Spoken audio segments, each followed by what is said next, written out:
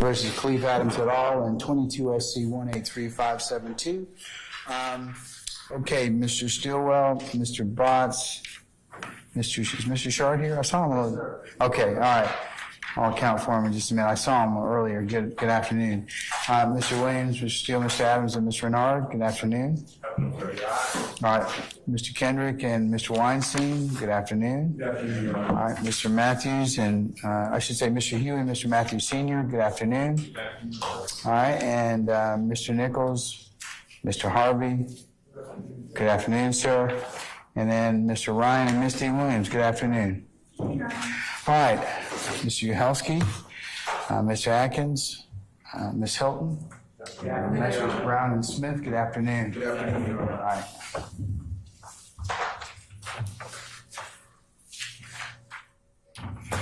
Okay, I appreciate y'all's patience this afternoon. I had to take up some business with our legislature today, I should say, and so that's my delay in starting. So what we'll do is I'll get through as much as I can, or as much as we can.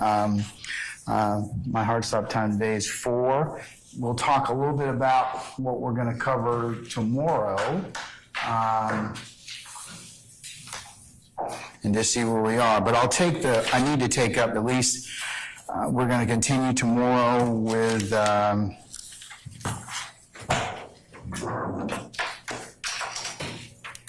Investigator Belknap, is that correct? Yes, Your Honor. Okay.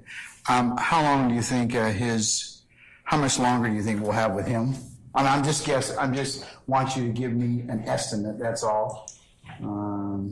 Just for planning. Your Honor, and good afternoon, everyone, and happy Valentine's Day. Your Honor, I would say 2 hours for cross-examination. Okay, 2 more hours.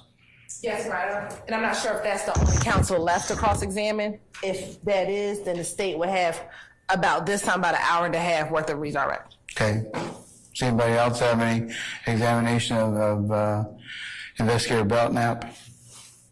We may have some cross, Your Honor. We may have some cross, Your Honor. We may have another 105 motion. Okay, I can save you the time on that one tonight, okay? All right. Do an order again, okay? All right. Okay.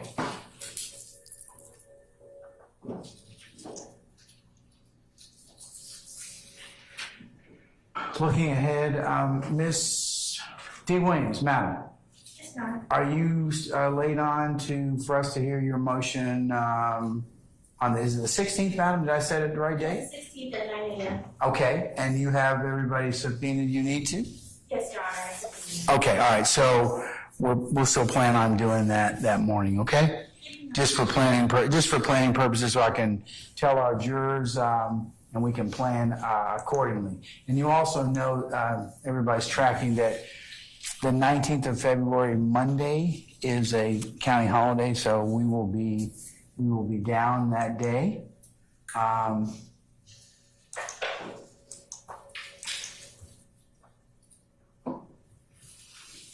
But the rest of the week, starting on the 20th February, we'll work a full day on the 20th, the 21st, the 22nd, and half a day on the 23rd. Of course, that's always subject to other things that are beyond the control of the court. But we'll do the best we can. The reason I asked that, counsels for the state, is it is likely based upon the representation that we may or may not be finished with Investigator Belknap tomorrow. That'd be the 15th. And is there any other witnesses or any other? What's your plan at that point in time to call witnesses? If we don't finish with Belknap tomorrow? If we, of course, if we don't finish it, we'll continue on to Friday. But we should finish, do you have some other witnesses lined up? Yes, we'll be ready to move forward. Okay, in particular, are any of those witnesses the subject of Mr. Steele's motions that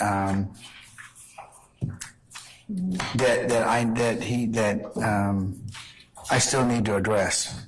Yes, motion number 40 and motion Okay. number 42. Okay, give me a second right quick.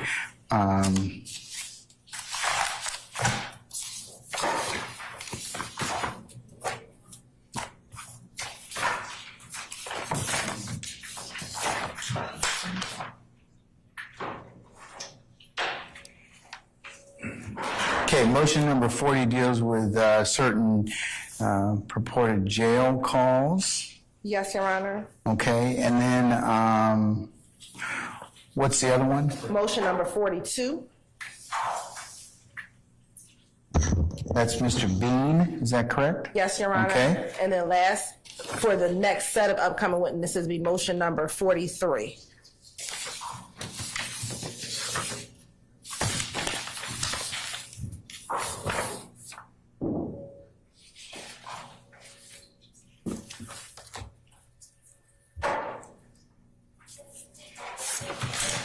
All right. I'll see what we can do about taking care of those as is necessary. I'll also include, Mr. Steele, your letter to me yesterday of 2 pages with the motions that you have outstanding as the next court exhibit in order.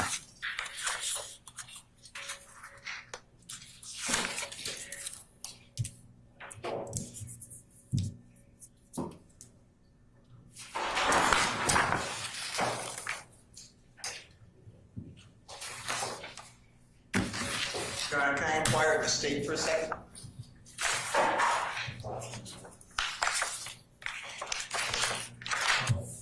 You can, sir. Thank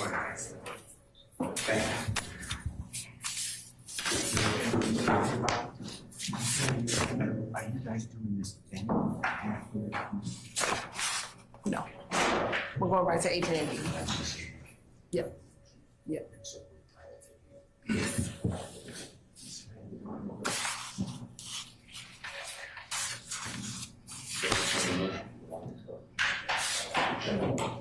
We're not doing that next. We're doing H&B.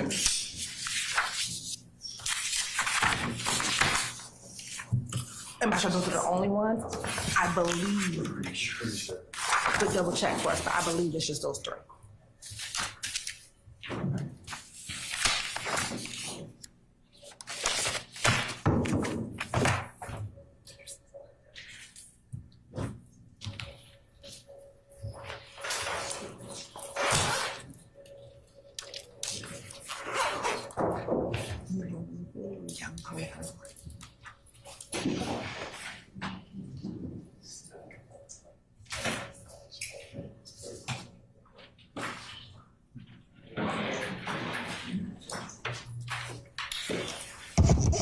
Okay,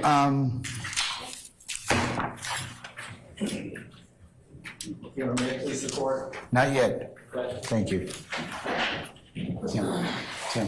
Tim.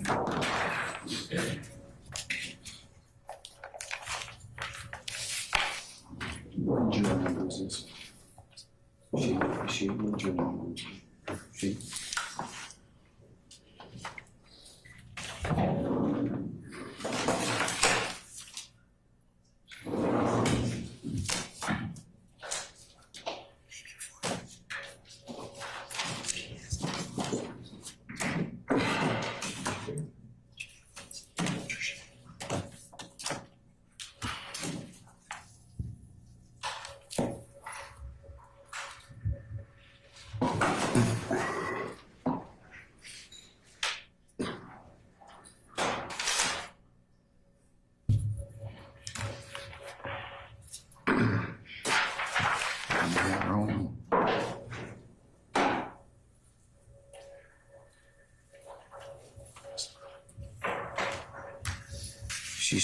She's 204. She's 204.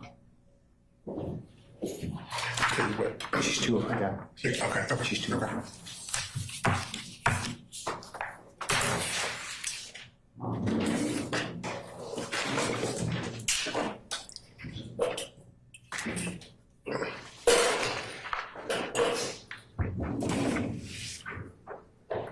Okay, the other thing I want to kind of take up with you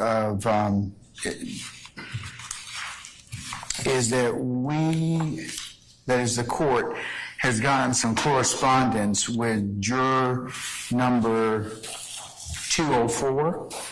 I'll repeat, juror number 204. Juror number 204, ladies and gentlemen, is forwarded the court a copy of her lease, and she is moving out of the county starting on, I think the lease contract begins on the 26th of February of this year. So, want you all to think about what, I don't need an answer right now, but I do need to account for, of course I can't make her not move, but the question is, the court is trying to, grappling with is, should a juror, must a juror be a resident during the entire time of trial? This is not one of these situations where we have the applicability of, while we have jury selection and before our jury is impaneled and sworn, but I do believe that it may trigger 15-12-172. And looking at some case law that I've been able to kind of look at so far, and I'm going to include the juror's lease as the next exhibit in order. I'm going to order it to be sealed because it has some proprietary data in there, but I can tell you that I have matched that particular person's name with our juror list, and they are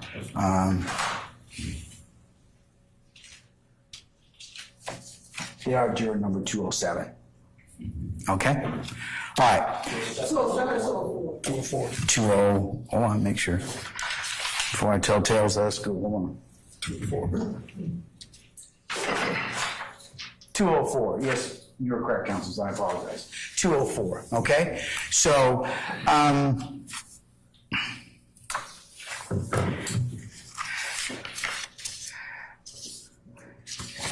I invite you all to look at, and like I said, Bell versus the state, that's 366 Georgia App 743. And it talks about trial court's excuse of a juror, replacement of a juror with an alternate. Either I can conduct an evidentiary hearing or I cannot, depending upon what is produced. So she's produced a lease. It's clear she's going to move. The question for us is, will her moving statutorily prevent us from keeping her as a juror? I haven't found any case law that would indicate that, of course, you can be removed for a juror if you're not a resident at the time that the jury selection or before a jury is impaneled or sworn. But after that, the court's concern is whether or not she will still be a qualified juror, given that she doesn't live here. So think about it. You all can do some research. I've done some, so has Mr. Kearns, but that is the question that we need to kind of answer before her lease takes effect on the 26th of February. Okay? So I'll circle back with you about that. Can I add something to that, Your Honor? Yes.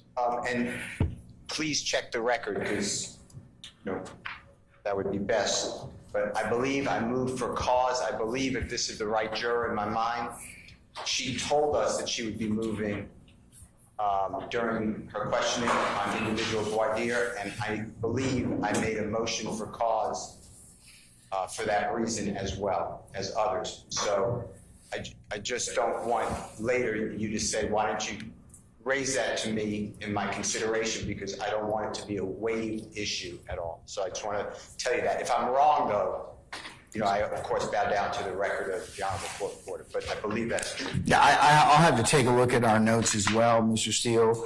And I believe that given the fact that we didn't know whether or not she would move or not, and then also this has been It took us 10 months to go through jury selection, so I believe that if memory serves me correctly, this is a juror that, she didn't know whether or not she was gonna move or not, but we'll search the record and find that out.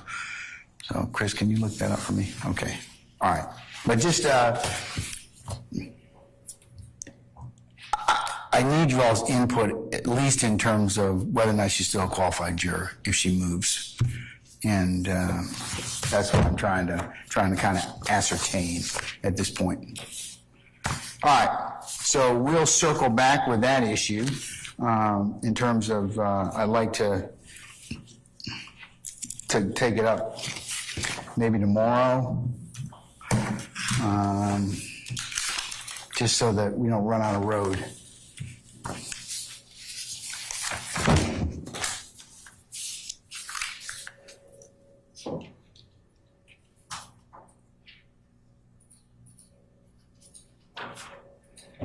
You're running for scheduling. Are we starting at 9 a.m. tomorrow?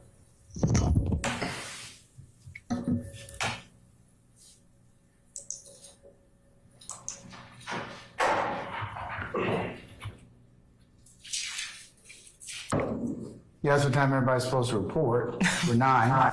Okay, thank you. And we'll get started somewhere between the 9 and 9:30 hour, okay? Thank you. All right. Okay.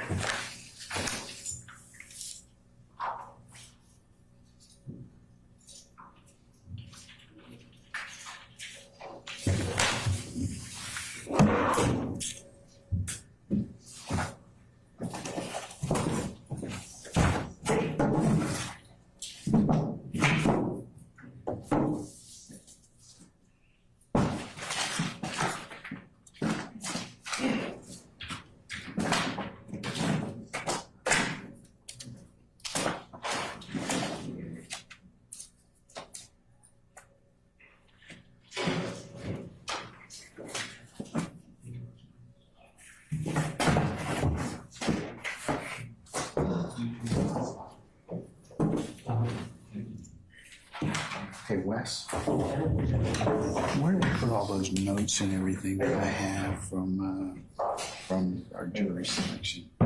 They upstairs? They're probably upstairs. Where are they? I'm sure.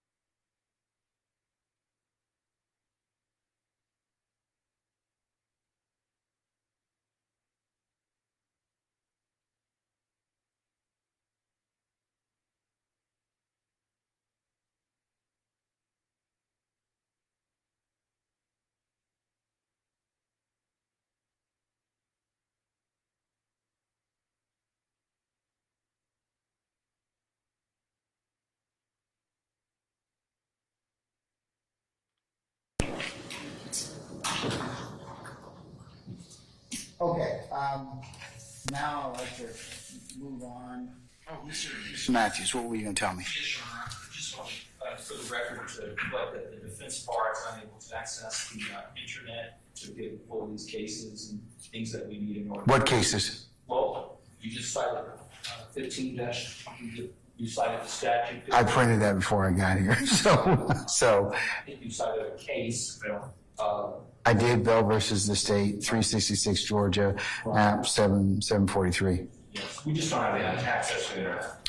Yeah, we're still having some technology challenges from our recent situation that's belabored our county. So, doing the best we can. Doing the best we can with that issue. Let me check with our technical support folks and see if there's anything that. You're talking about the general Wi-Fi? Yes, Your Honor. I think I can.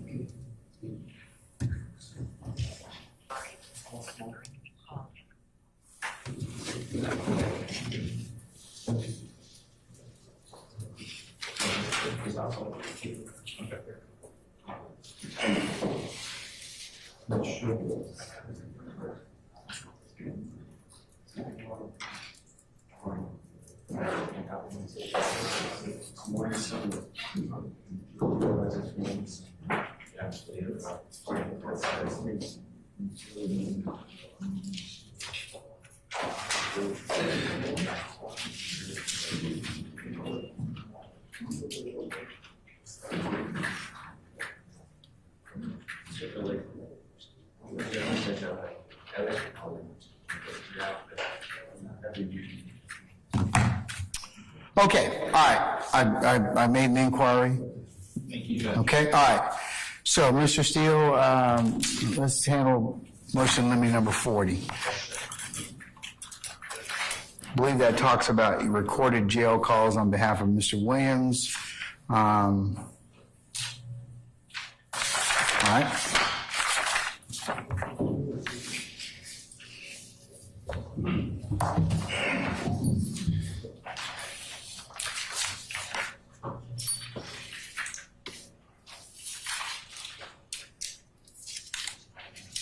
Okay, so,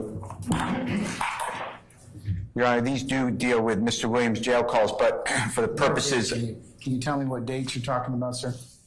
for the purposes of today, for the next series of witnesses which deal with Mr. Bean, B-E-A-N, Your Honor, what occurs is on, Mr. Bean's another motion. I believe that Mr. Bean is, let's see which one you have in terms of that. I could do that one, sure.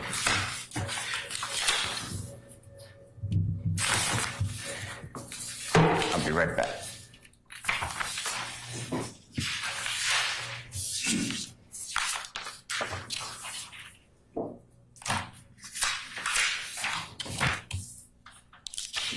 Mr. Bean is your motion number 42.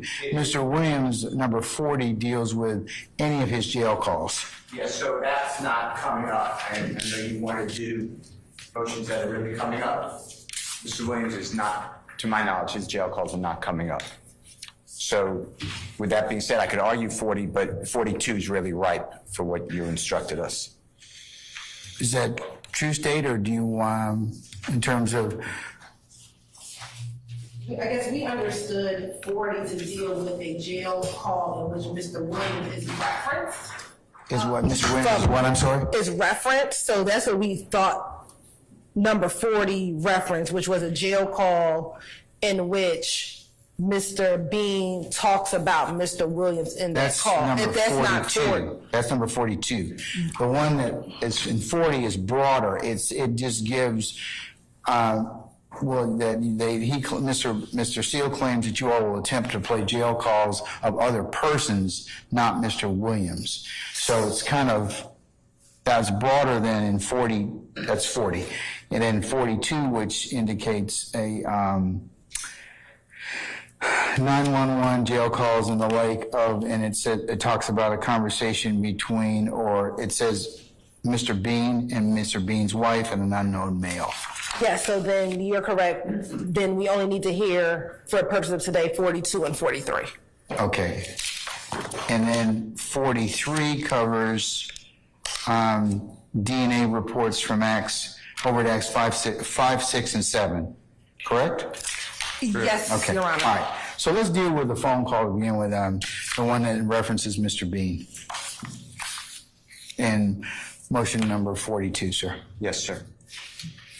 Okay, so, Your Honor, what happens is it is the 13th day of September of 2013, and Mr. Bean is going to be in a car along with Mr. Prethro, which is Pretho. His first name is Fred or Frederick, as well as Mr. Walter Murphy. The car is parked in an apartment complex. Law enforcement officers are in that same complex for a different reason. Mr. Murphy supposedly walks up to a man named Mr. Dotson, which is D-O-D-S-O-N. Mr. Dotson has a large amount of currency on him. He's with his brother at that point. Mr. Murphy tells Mr. Dotson, you know what time it is, allegedly, and tries to arm rob Mr. Dotson. Mr. Dotson, Your Honor, tragically has passed through, not this incident, just as the years went by, he's passed, unrelated to this case or this incident. Mr. Bean is driving. He says he's driving a car. The car then has Mr. Murphy get in it. The car almost kills or strikes a law enforcement officer. Law enforcement officers are shooting at the car in self-defense and to stop the car from hurting others. The car goes through a gate at the apartment complex, goes a short distance, then careens through a person's yard, takes out part of the house, a tree, and it goes off a careen, goes flying in the air, flies over a parked police car. It's just sitting in a parking lot, flies over that police car and slams into the side of a laundromat. It's on Cleveland Avenue. Occupants are either running or around the car. Law enforcement officers are on the scene. Mr. Bean gets away for a short distance, gets over a fence, and he's hit by a police car. He goes underneath the police car. He's arrested. Mr. Fred Prethro is found right at the car. He is shot, Your Honor. Police were shooting at the car. There's some bullet trajectories that crash in through the windows of the car. And then Mr. Murphy is shot in the leg, and he's arrested at or in the car as well. So 3 people accounted for. The issue then becomes there are law enforcement officers on the state's witness list who say that there are 4 people who exit that vehicle. There are some law enforcement officers who say 5 people exit that vehicle, and there's some law enforcement officers who say that 3 people exit the vehicle. Mr. Bean, Mr. Murphy is then interviewed he's taken to Grady Hospital. He's interviewed. It's not recorded, and he allegedly states that there were 4 people in the car, according to law enforcement. Mr. Prethro is interviewed at Grady Hospital. He supposedly says it's on recording. There are 3 people in the car. And Mr. Bean is in the Fulton County Jail. The Honorable former retired Detective Quinn gets the case, and he gets involved because it's a police officer shooting. A police officer shooting at the car and shot Mr. Prethro potentially. So he's investigating that for the APD. And he's also at the scene, and he pulls jail calls. There's approximately 11 jail calls of Mr. Bean. During the jail calls, Mr. Bean discusses things like, I should have run with Thug, he got away, I should have followed Thug, things like that. I'm fine as long as Mr. Bean is a witness, we'll confront him, cross-examine. The issue that we raised before this honorable court is there's an unknown person. I don't know who the person is. To my knowledge, and the state, of course, will correct me, that person's not on the state's witness list. That person's not been identified in discovery. That person's on the calls. There's one call specifically, and I put it in Mr. Williams' motion limit number 42, the specific times. And that person is saying, I spoke with Thug. He said $150 was his for lien that was found in the car or left in the car. And this person's talking about Thug. I'm presuming, for purposes of this conversation, that Thug is Mr. Jeffery Williams. So I can't cross-examine, the Honorable Keith Adams can't cross-examine that unknown person, and I am asking this Honorable Court to redact any of the statements made by the unknown person. They are hearsay. They are not confrontation clause because I am not saying that it's being used for trial evidence, for testimony, but I am saying that it's just straight hearsay. The state alluded to the fact that this would be a rule of completeness issue again, and therefore it has to come in to show context. I've listened to that recording. There is no reason to have those hearsay statements come in under rule of completeness under 24-1-106 because different from, let's say, the tweets that the Honorable Court has listened to and ruled upon, these statements are independent. Mr. Bean is the one saying you don't need to explain Mr. Bean's statements when he's talking about Jeffery Williams to have this other person say, oh, and since this time I spoke with Thug, and Thug said that he left $150 in the car, was for lien, and that was his money or something to that effect.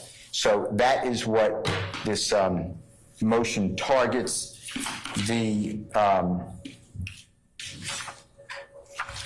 There's another recording. It's Mr. Bean and his mother. His mother is not on the witness list to my knowledge, and again, the state, correct me if I'm wrong, and I don't see why the mother's conversation with Mr. Bean should be played for the jury either. I mean, Mr. Bean's statements are one thing, but not the other person. In addition to that, Mr. Bean, so this happened on the 13th of September. On the 17th of September, Mr. Bean is brought into the Atlanta Police Department interrogation room with Detective Quinn. It is audio taped, it is video recorded as well. And Detective Quinn goes through Mr. Dodson, who's deceased, Your Honor, will not be testifying, God forbid. What Mr. Dodson said, and he talked about Jeffery Williams. He talks about that the people at the hospital were lying to the police, he believes, so I'm moving to redact all of those statements as well because that would be based upon, just interrogation, but it would violate Mr. Williams' right to confront, because that is testimonial, because that is, of course, the detective who is accumulating information to potentially bring a case. Your Honor, I'd like you to also know this and take this in consideration. If you look at the indictment, Overt Act 5, 6, and 7 deals with Mr. Bean's incident. Jeffery Williams is not named. So I had no notice that Jeffery Williams is involved in this at all. I did get it in the discovery, of course. And this came, I believe, in discovery number 1. If I'm wrong, it was discovery number 2. But I knew about I listened to these recordings back in, 2022. So I just want you to be aware, we're not charged, but I also want you to be aware that I have had these, discovery appropriately. I'm not saying that it was thrust upon me at the last moment. I think I've covered it. I have case law for you, but it's a straight, not rule of completeness. I don't see any exception to the hearsay rule at all. It is an out-of-court statement offered into evidence to prove the truth of the matter asserted by this unknown person saying, I spoke with Thug and he said that he left money in the car that would tie Jeffery Williams to the car. Mr. Dotson's statements to law enforcement would be, of course, confrontation clause as well as hearsay. And what Mr. Dotson said, just for you to know, and I'm not saying the state is trying to use Mr. Dotson, but in case they are, it's a recorded interview. On the day of the incident, Mr. Dotson is with Detective Quinn. He's very animated. It's video, audio, and he's standing up and telling Detective Quinn, I saw Thug earlier. He saw that I had money on me. He wanted to know if the person who seemingly is selling lien has contacted me because he's not calling Jeffery back. Jeffery asked if he can use my phone. It must have been Jeffery involved because his guy, meaning Walter Murphy, his guy is the one who armed robbed me. So I'm moving to exclude that as well. And that is mentioned at times by Detective Quinn when he's interrogating Mr. Bean. So the statement, you're asking to redact the statements of Dodson that Bean talks about, or what? During the September 17th interview?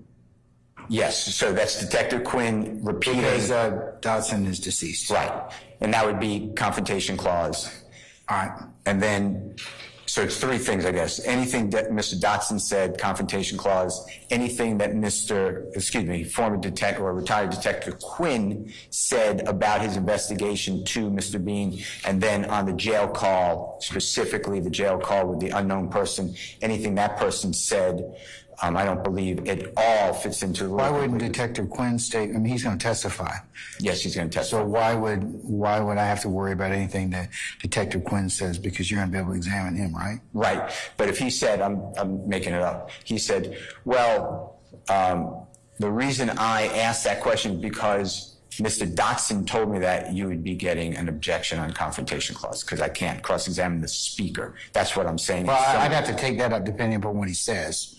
Yes, I have no problem with his his in-court testimony. I'm more focused on the recordings, if the recordings are sought to be played. All right, does the recording mention anything about Detective Quinn referencing statements by Dotson or? Yeah, the jail calls. He plays the jail calls in the recording.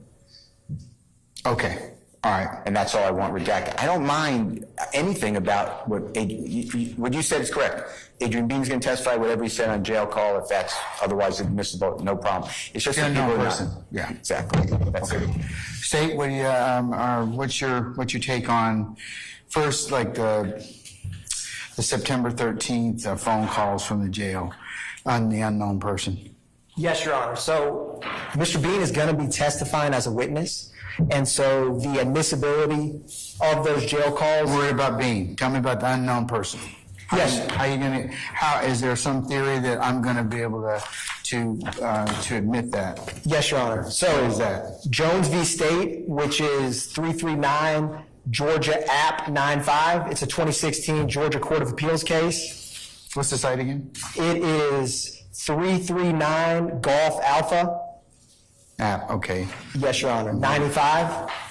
That case involves an informant jail call with the defendant.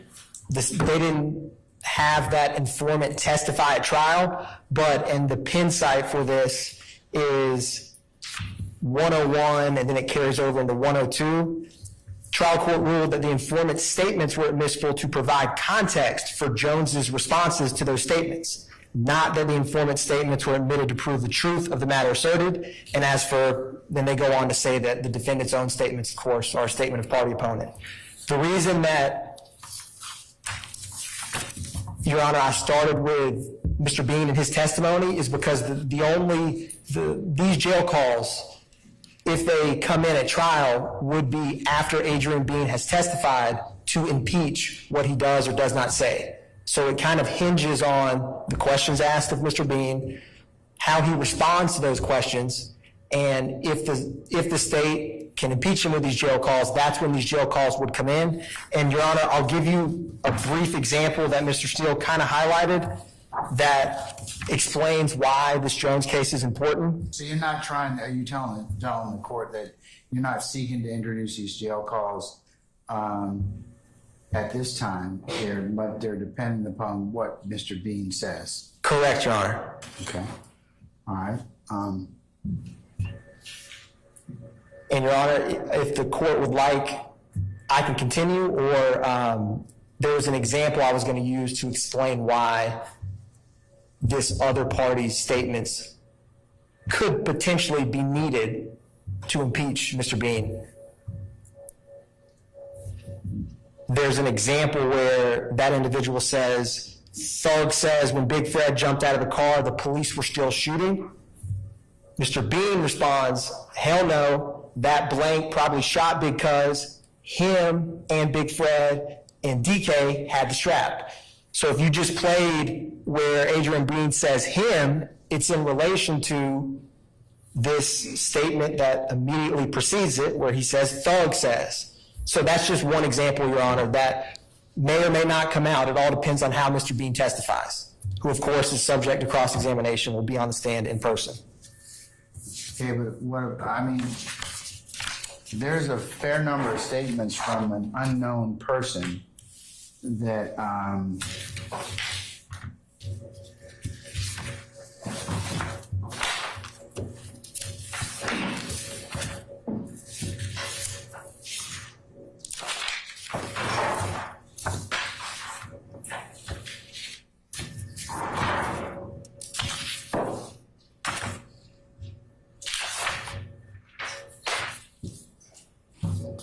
do you all have the tape queued up? I do, Your Honor. Okay.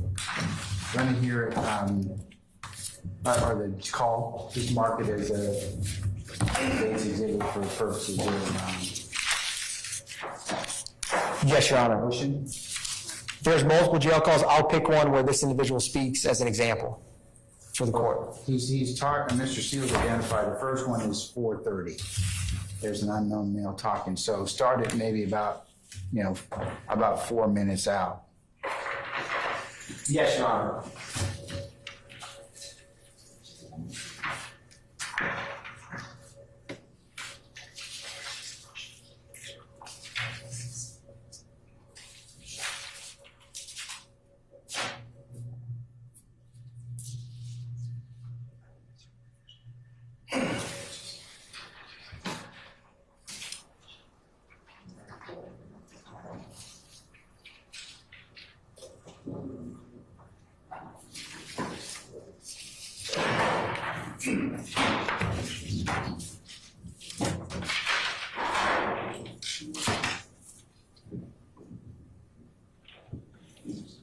Mr. Kern, can you give me screen sharing? Yes. Thank you, sir.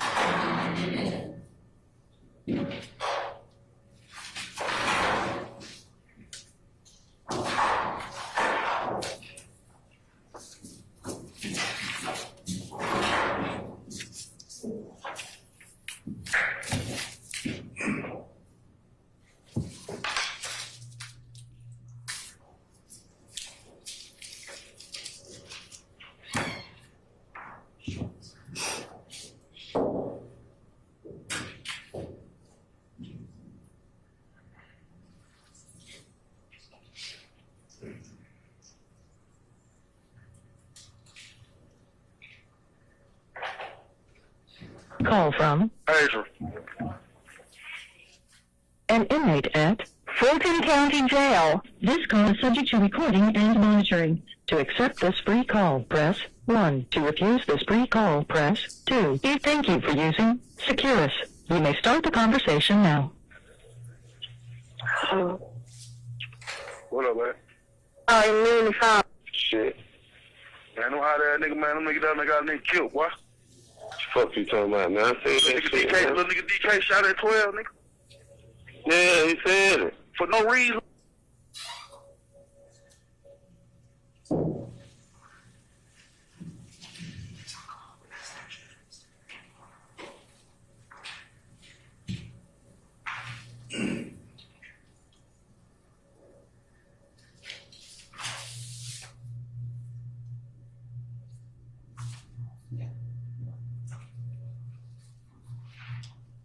Bro, when the high level. Oh, I don't know, man. I got Daisy because I shot this way, came over there. I came over here about 8 o'clock. Mm-hmm. Yeah, they do. So we Nah, better that came nigga out had here. right quick, so I can tell him something right quick. Go. Bro, out.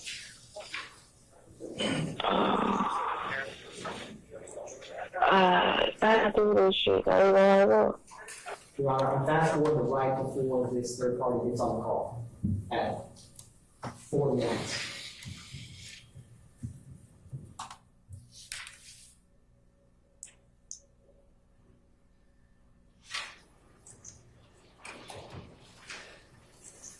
you got minutes on the phone. Bro, what's up, man? What it do, Brody? Right. Hell yeah, man. I just talked to the nigga store, man. What they talking about? Shit. Man, I know how that nigga, man. Them nigga down there got a nigga killed, boy. Fuck you talking about, man? I said that shit, little nigga DK shot at 12, nigga. Yeah, he said it. For no reason, boy. He shooting for no reason, though. That's why they started shooting that shot. Man, that nigga just started busting for no reason. Call the little young guy there. I'm like, hell no, boy. Hit Big Fred, hit his ass. Me and Thug got there. We get out the car and run. I just went the wrong motherfucking way, man. I should have fought Thug there. Oh, that's why. For a reason, though, man. They got to get this shit off his back anyway. For sure, bro. Yeah. Hello? Yeah, I'm here. Yeah, man. Damn, bro. We had to go like that, man. Nah. Everything for a reason, though, man. You know what I mean? It was all set up. I did the same thing I did. Sit around, goddamn, last night, goddamn, talking that bullshit. But I ain't gonna never goddamn do it like this. I never do this, man. Can't no shit. They got you charged with, bro. Shit, but the punk ass little driving license, spinning license was charged. Goddamn, the aggravated assault. I ain't charged with none of that shit today. I could have gave him AC now and been at home child, man. Yeah, that's what I thought we did. I just thought that I was a victim, man. I had to take out Raw, man, and they was shooting at me, and I was running for my life. For sure. That was something they called goddamn APDK them pull out on that boy. All they know is Red, them that nigga Red was trying to rob y'all. Yeah, that's what they said too. For sure. They just let that nigga out. Around, man. They just let that nigga go, bro. Yeah, they let the nigga go, man. Me and that nigga, he ran. I wasn't too far from him. No. He went to Mickey D, nigga. I went from around the laundromat to goddamn that Dollar King over there, trying to make it over there through Little Haiti. For Cleveland E, goddamn, up through the top of that, and I go hit Jamal in my old apartment, goddamn, go down that shit with Big Nick, you know. But shit, man, that whole goddamn come out of nowhere, boy, run me clean over. That was goddamn, that was thorough, man. Big Nick out. Yeah. I went to the car. Yeah, they ran me smack ass low, man. My mom broke my goddamn collarbone and shit, man. You alright over there, bro? Big ass knot on the back of my head. That nigga escaped, ran the police back to the spot, bro. He did. Yeah. Okay. Hey, what they trying to get the fucking car? Yeah, what they told him, can bring him to the person who he let the car to. No, he's come goddamn. I've been down here chilling with Bean. He been staying down here and all this and shit. Them folks car fucked up. Yeah. You don't even look like a nigga to survive in that motherfucker. Fuck you, my nigga. That shit was man. That shit breaking news all day long, man. It's like that busy on news all day long. I'm on the news? Yes, sir. My picture and everything? No, I just show you get in the police car. Oh, shit, man. I made the news. That shit everywhere, man. Damn. Yeah. Man, that was shit out, man. Like I said, everybody out for a reason, though, man. Fuck it. For sure. I don't do shit with niggas like that anyway, so. For sure. Man, man. But I can't even think about this. All I be thinking about all them I just told babe, you know what I'm saying? Like, this shit crazy. This shit don't even seem real. Fuck man, broke up with these niggas, man. You drive your own shit. I don't give a fuck what's going on. You feel what I'm saying? Because, like, nigga, you just stay here. We went to Ken shop first, right? But you know, when you see shit, man, you gotta go on and get that shit. You know what I'm saying? You gotta go on and get it. I said the same thing. Man, you gotta go on and get it right then. Man, we got them going back to the Ken shop. Okay, they coming out of the Ken shop right there by the Chevron. Boom. Damn, man, they ride. I see them being, I turn around, I'm following them nigga. I follow them nigga all the way up there on some of them. So, okay, cool. As soon as we see the tire, I said, give me a chance and let me see what the fuck this is in the tire first before you even get out the car, DK. Man, that nigga hopped out the car, man, when it just started busting. Wow. 12 got them bag up, turn around, bag up. Niggas by that time now trying to turn around and get up out that motherfucker. They run and hit me. Boom. Bought the car. I rushed clean through the goddamn gate, through Somerdale on the opposite side. Oh, he shooting through the car. Man, I'm talking about, man, I'm talking about bullet car sprint clean through the window, boy, down the like he had to went through my head, boy. I got my head and came out my face, boy. Bullet car clean through that motherfucker. Boom. Then I believe one of them niggas in the back shot Big Club, man. Where's Alicia? 12 shit, Big Club, DK had to shoot that nigga. Cause 2-3 shots went off in the car. And we were jumping them hills and shit, so I was like, damn, boy. After we fair, I'm glad one nigga didn't just hit me in the head to shoot me, boy, cause some nigga ran. That nigga they got down Big Fred got out the car, the police shot, they was still shooting. Nah, that nigga probably shot Big Club. Him, Big Fred, and goddamn DK had to scrap. I wouldn't even scrap my 22 at home and my AR in the trunk. You get that $150 out cup holder, bro? No. You got that $150 out my cup holder? No, someone say he had $150 go buy the ring. Nah, man. Well, no money in the cup holder, bro. Oh, my motherfucking money. Yeah, he said he had the money to go buy the ring. No, I think I had another $50, $40. He didn't have that because DK didn't even get him his 50. All that money was mine, and money came out of Buck hands. Well, he ain't had no business doing that. He made Buck goddamn come off 100. I told him, hell no, nigga goddamn go 50, you go 50. Nah, Buck told me you don't want to pay. No, that gave me nothing. I had a $50 of my own money. I had $350. They got $345. I got to let Bay come down here and goddamn go to profit and get that shit. Come down here and sign a piece of paper. I got to fill out a profit release form or a waiver form so she can go down there and get a little $350. You know what I mean? And that gonna be that. I don't think I just gotta do it goddamn just try to make sure them lame don't even come to court with dad goddamn, cause they talking about the old man and that old boy. So yeah, for sure, I'm gonna take care of that too, bro. I'm gonna talk to these folks.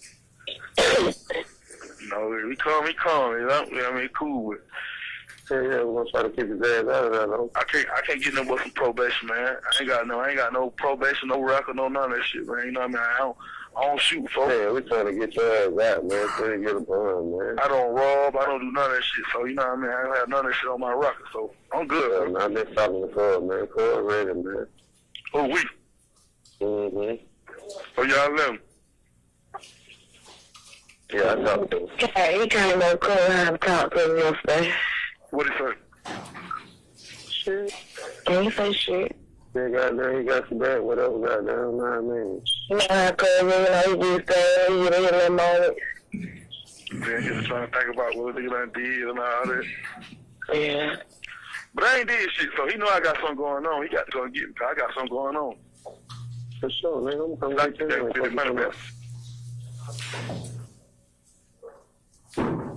Oh, shit, cuz I love you, mate. Love you too. I got 1 minute. Nah, I ain't saying shit, man. I ain't saying, man. What you want me to do about allowing them in the Cardinals in the ring, bro? Huh? What you want me to do about fill out with the Cardinals in the ring? Shit, that's what I was saying. I got these little $345. I might just go for the ring. Cardinals gonna be goddamn a couple of more days. What do we got? How long we got on the Cardinals? About 10 days? Yeah, bro. Huh?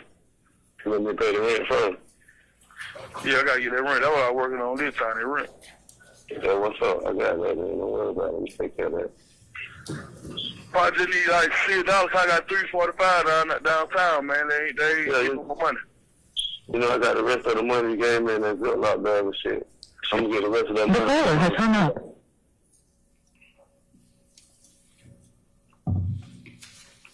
Okay, so what exhibit was that number, sir? Your Honor, I will mark that,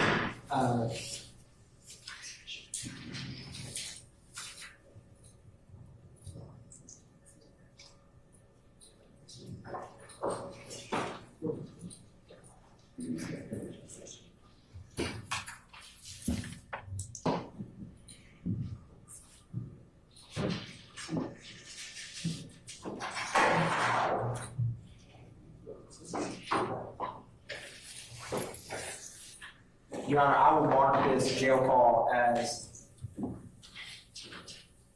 Mike Tango November 4 November.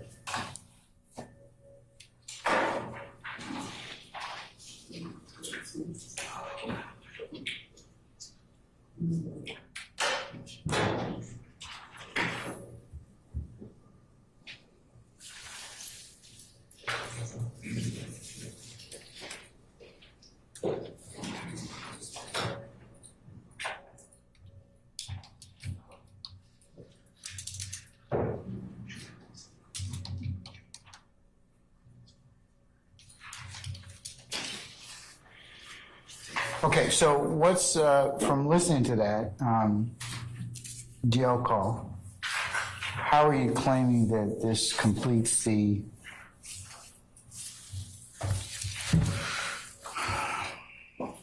context, I should say? How do you claim provides context? Yes, Your Honor. So an example would be in that exhibit that was just played, kind of near time at 9:38. So say Mr. Bean said no one had any firearms in the car. And you have this statement from Adrian Bean where he says, him, Big Fred, and DK had the strap.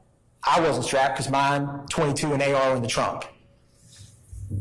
That jail call portion of Adrian Bean, who's testifying, where he says him, Big Fred, and DK had the strap, to give context to who he means by him, the immediate seconds before it is where that party says, Thug says when Big Fred jumped out of the car, the police were still shooting. So the state's not trying to introduce Thug says when Big Fred jumped out of the car, the police were still shooting. So the truth of that statement is to give context to Adrian Bean when he's mentioning him and the parties. That's one example that I think highlights where this could come up. And all of this is couched under how Adrian Bean himself testifies. It may be a situation where no jail calls ever need to come in to impeach. It just depends on how he testifies on the stand, Your Honor.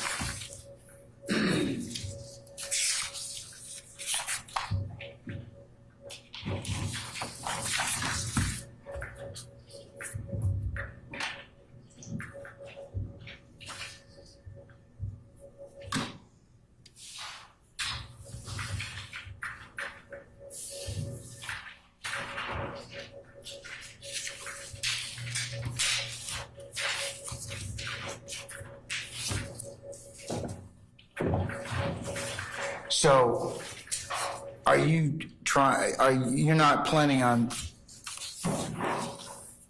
playing what's in state's, I should say, motion number 4, this jail call, unless depending upon how Mr. Bean testifies? That is correct, Your Honor. Okay, all right. Mr. Steele? Makes sense.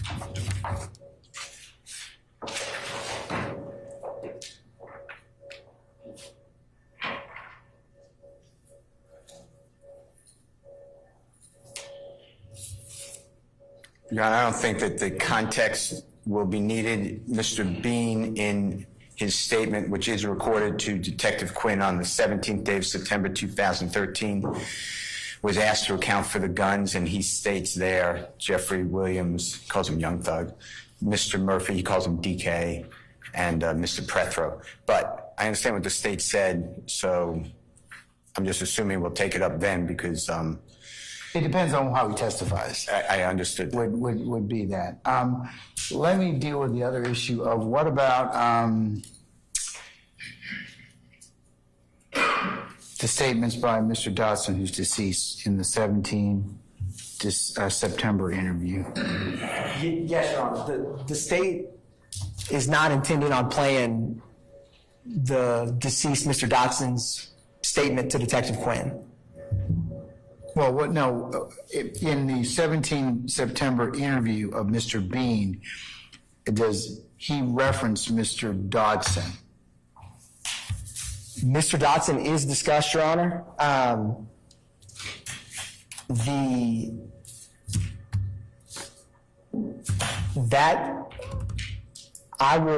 That interview, I'm trying to think, because I wasn't, with the motions that were filed, I did not have the time hack for Derek Dodson's reference with Adrian Bean's statement. I focused on the jail calls.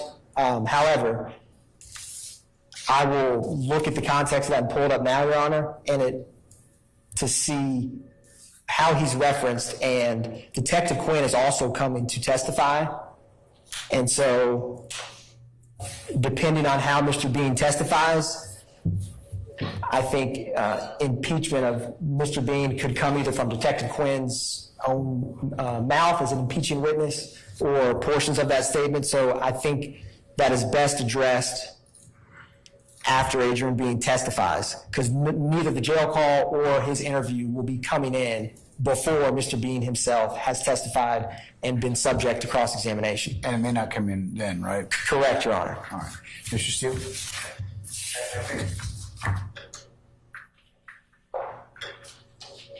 I'm tracking, Your Honor. I understand we're going to wait. That's what it sounds like. It may not, at this point, no one's playing it, and if it becomes right, we have to raise it to the attention of the court. If I'm wrong. No, you're correct. My only concern is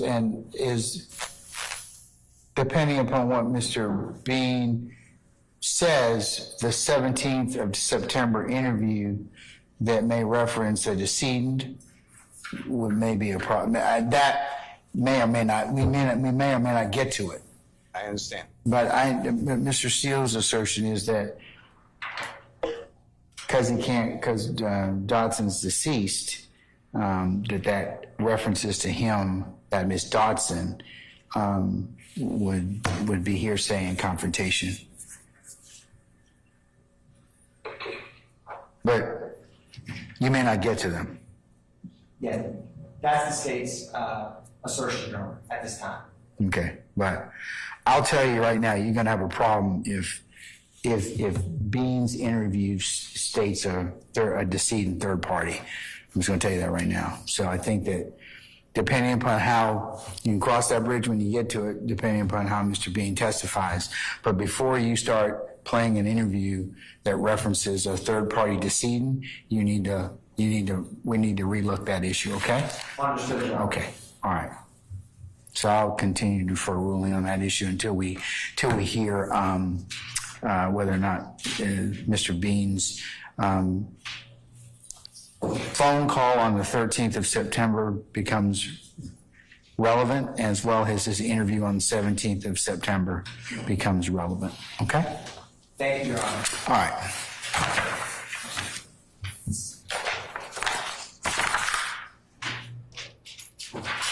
Okay, let's talk about the DNA reports for overt acts 5, 6, and 7 that were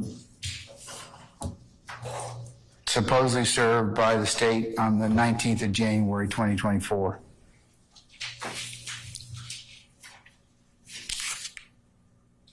Are there DNA reports that were served or disclosed? Yes, sir. Okay, all right. Yeah, and this is motion limiting of Mr. Williams, number 43. Yes, sir. So what happened is it's the same incident. It's overt act 5, 6, and 7. There is mention in the discovery before January 19, 2024. There's mention early on, Investigator Crandall, he's with the Fulton County District Attorney's Office at that time. He states in his memo about this incident but did not charge Mr. Williams when it was prosecuted originally in 2013, 2014, that the DNA came back. There was DNA, and it comes back to Mr. Walter Murphy. That's the only DNA I have at all on the case. Then on the 19th, for the first time, I have a DNA report. And what the report says is it was written in 2014, Your Honor. I have to check my memory better, but I'm going to tell you it was early 2014. April 10, the Honorable Mr. Adams said 2014. And what it basically says is there are 3 guns. We could show you a copy, actually, if you need to see it. But there are 3 guns found in this car that careened off and into the laundromat. 3 guns are recovered. DNA from one of the guns comes back to Mr. Walter Murphy. The other, there's more DNA that cannot be traced back to anyone. The suspects, as the court may be familiar on GBI crime lab reports, it says that the victim is Mr. Dotson and the 3 suspects are Mr. Prothro, Mr. Murphy, and Mr. Bean.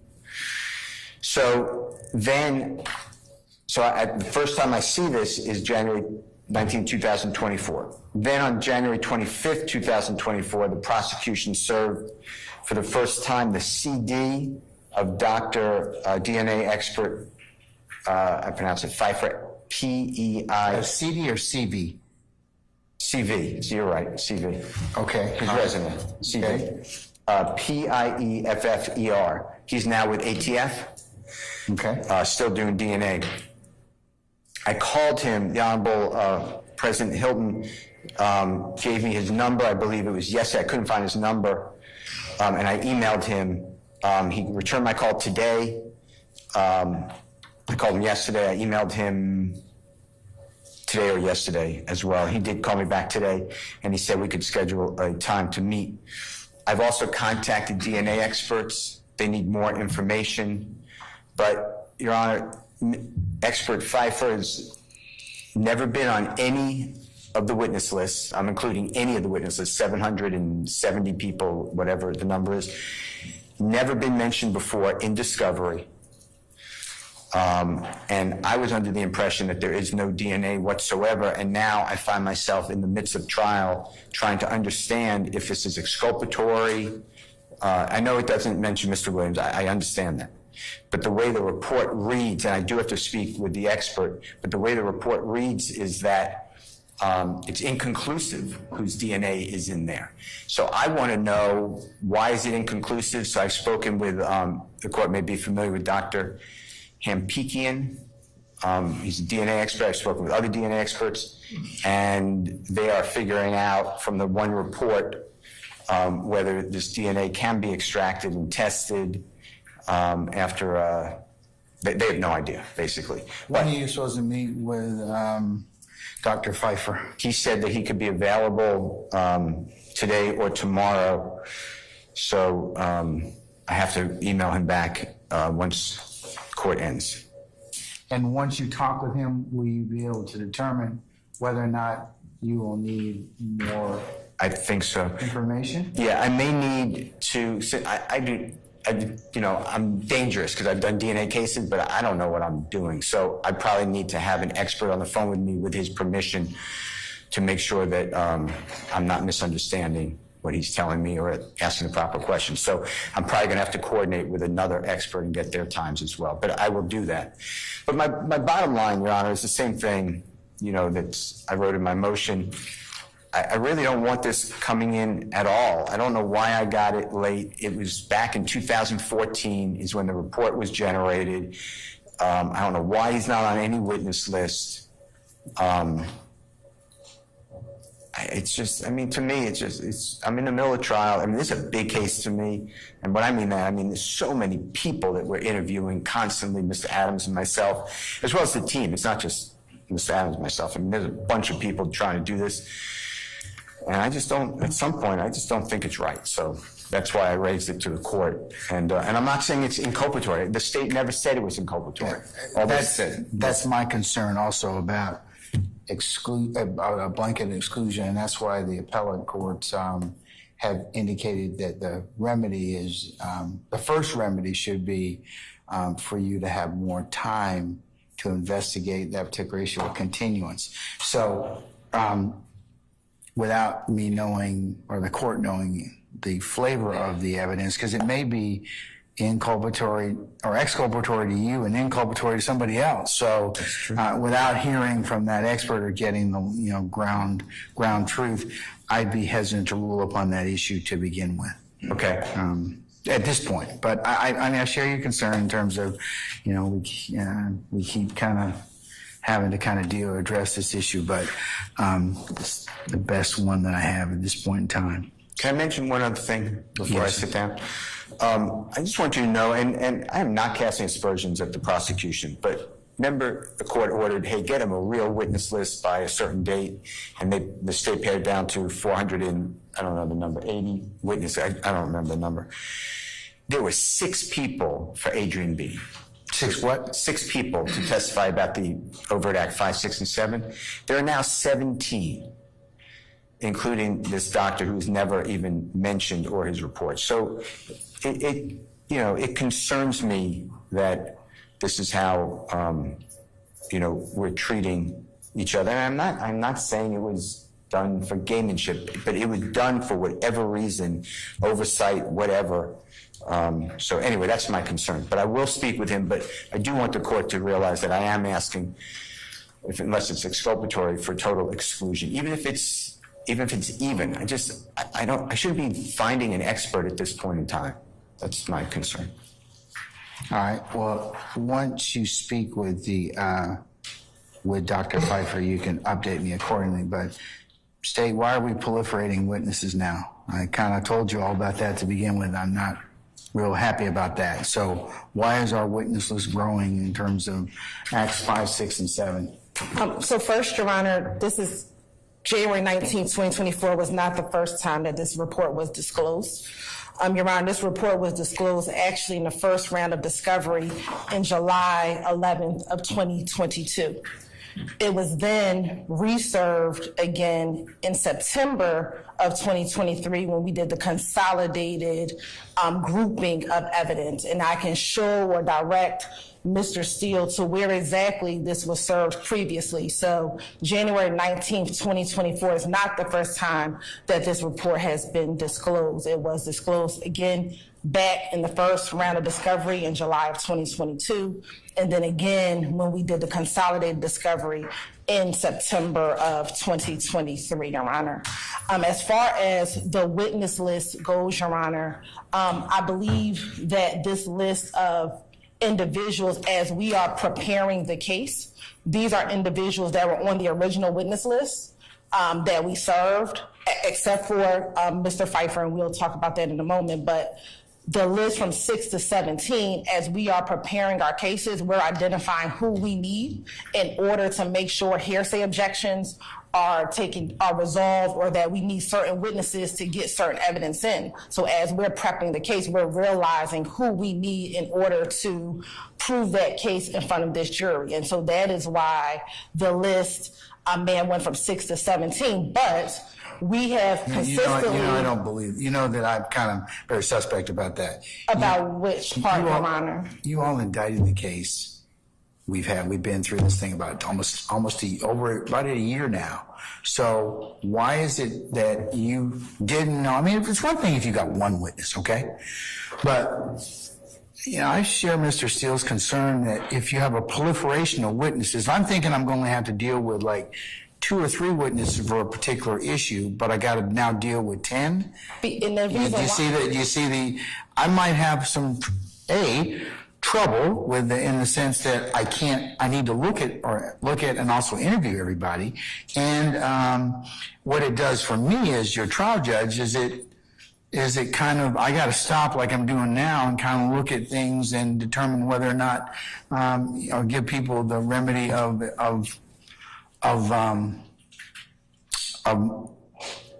a continuance. But Your Honor, first, as far as the witnesses, there's only one witness that they're saying is at issue, not the 17. They're only claiming that one person is at issue, that's Pfeiffer, because they've had the list of individuals that we plan on calling for Adrian Bean, I think, and I want to confirm, since December. When did you get Pfeiffer? We added Pfeiffer, I believe, and I want someone to double check, when we started providing who we were calling for those witnesses I think Pfeiffer may have been on that initial list, but I want to double check. But definitely by January, we knew that Pfeiffer might be called, and so we added him on that list that we've been providing when we thought we were going to bring this case up in January, that Pfeiffer was on that list. Was Pfeiffer on the July 11th or the July 11, 22, or the September 2023 list? Pfeiffer was not on the expanded witness list, but he was on the list of individuals that we said these are the people we're going to be calling for this case. So when we narrowed down, What date was that? I need to look and see when the first iteration of that we sent out. And that was either December or January.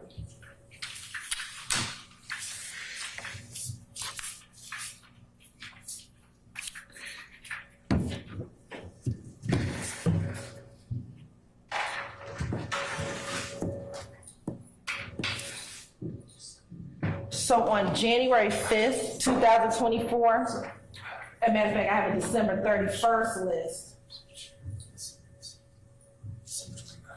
On December 29th, Your Honor, we sent to all defense counsel the list of witnesses that we intend to call for all the cases that were coming up, and Pfeiffer is on that list. And when we pared down who we were going to call for this particular case, we listed everyone we intended on calling on this particular case, and that is from the 29th of December. So this is not anything new. This is who we've put on this list consistently since we've been providing the shortened list of who we were going to be calling. And again, Your Honor, the state may have inadvertently left Mr. Pfeiffer off of the master list, but he has been in discovery since July of 2022. So this is not anything new, Your Honor, so we would ask that this report not be excluded. Mr. Steele has had the opportunity to at least have an initial conversation with him, and potentially we'll have any further conversations, Your Honor. But first and foremost, this is not the first time that we disclosed it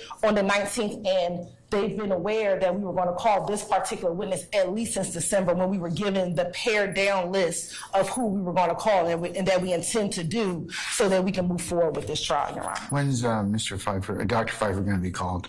Your Honor, it will be all really contingent upon what happens with Investigator Belknap.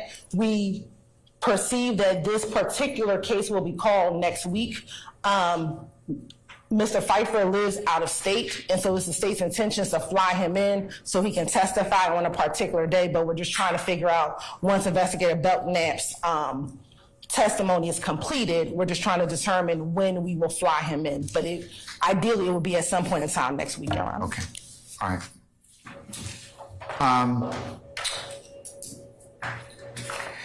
Mr. Steele, I'm not going to exclude the report from Dr. Pfeiffer, but I will give you enough time to talk with him and to make other arrangements should they become necessary. So see what he says, and you can report back to me, okay? Yes, sir. Okay. All right, folks, that's kind of I think that's a wrap for today in terms of what we're going to be able to take up in terms of, so we covered 42 and 43. I'm going to continue to defer on 40, and we'll take up the other questions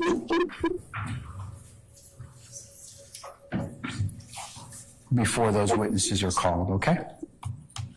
All right, what are the... See, all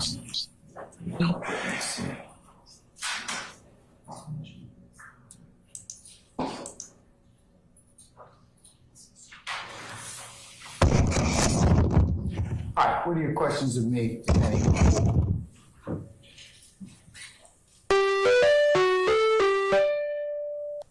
All right.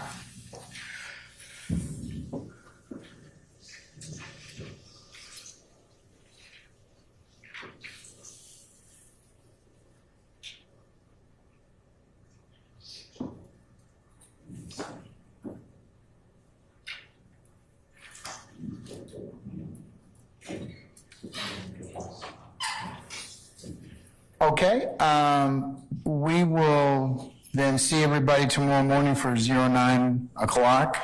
And once everyone is accounted for, we'll go ahead and go ahead and get started, hopefully somewhere between 9 and 9:30, okay? Unless there's anything else of me, then we'll be in recess until tomorrow morning, okay? All right, we're in recess. All right. Okay.